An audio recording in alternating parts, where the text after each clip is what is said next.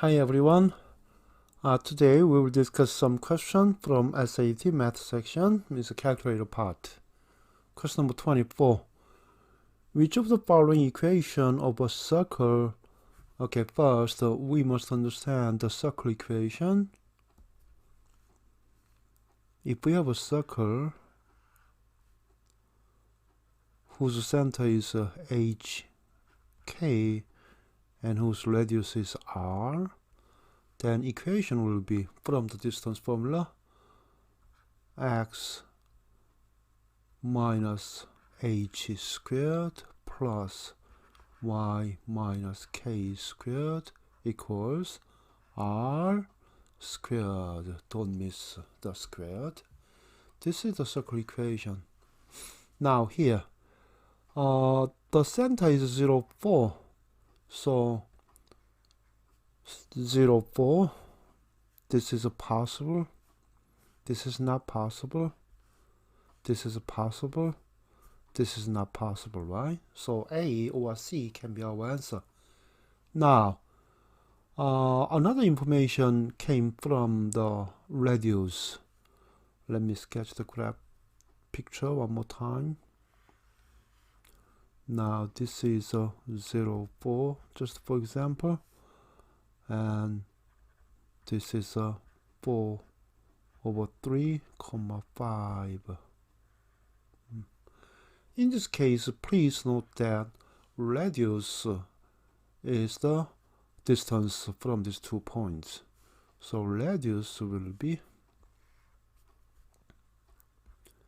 square root, right? 4 over 3 minus 0 squared plus 5 minus 4 or 1 squared. So here this is 16 over 9, and we can make a common denominator 9 here.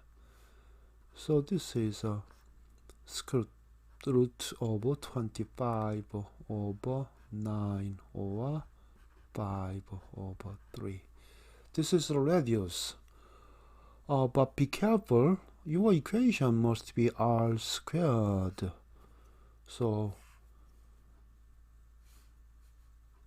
x minus 0 squared plus y minus 4 squared equals r squared, right? Here. So which can be our answer? This one. Good. Okay, next one. Question number 25. The equation above express the approximate height when initial velocity is 25.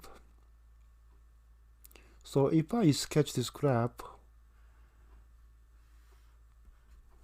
assume this is the time and this is the height. Since this is a quadratic form with negative coefficient for x squared and y-intercept or h-intercept is 0, so definitely graph will be like this, right? Now question asks us about after approximately how many seconds will the ball hit the ground. Ball hit the ground, which means from h equals negative 4.9 t squared plus 25t. Ball hit the ground, which means height will be 0. Is okay? So from this, if you factor out negative t, you have 4.9 t minus 25. So from this equation, we have two solutions, right? T equal to 0 or 25 over 4.9. T equals 0 means yes, the starting point here. And the second point is 25 over 4.9 is roughly, approximately 25 over 5. So we can say that this is about 5. Good. Okay, next question. 26. Katerina is a botanist studying the production of pears of 2 types. Okay. 3A produces 20% more pears than 3B. Okay, so A is here, B is here. A is 20% more, so if B is 100, now A is 120, right? This is a 20% more. Now, what is the actual situation? If the type A trees produce 114 pairs, so if this is 144 pairs, then type P trees is about what? Okay, so we can make a ratio 120 to 100, 120 to 100 equals 144 to x, right? So the product of the outer part is the same as the product of the inner part in proportion.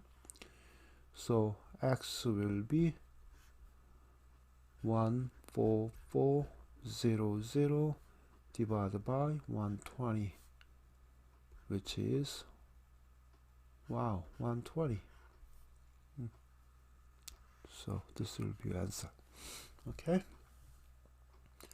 Now, last question today. A square field measures 10 meters by 10 meters. And 10 students each mark off a randomly selected region of the field. Each region is a square and has a side length of 1 meter. Okay, do you understand the whole situation?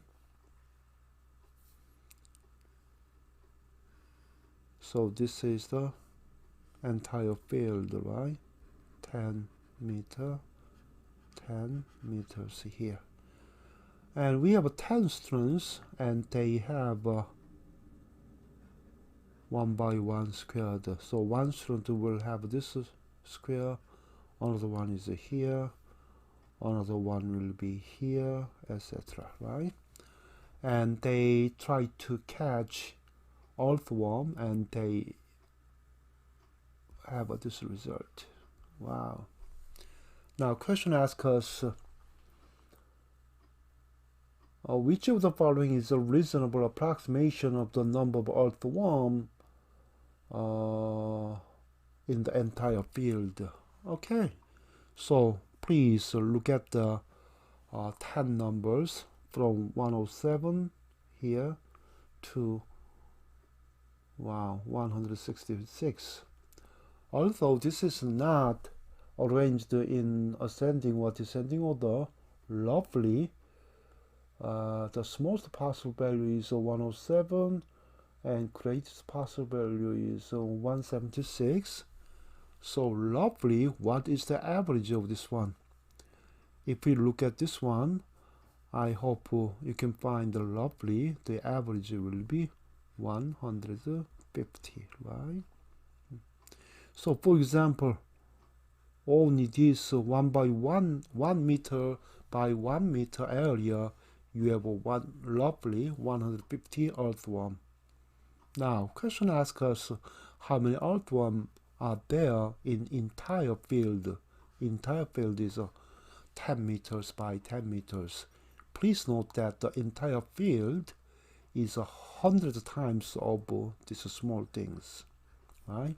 Not 10 times, it's 100 times, because the length and width are both increased by 10 times, so 100 times. So to approximate the total number of earthworm, you can simply multiply by 100 to this number. Is it clear? So I hope you can find this value as your answer. Okay. Okay, that's it today. Thank you for watching. Bye bye.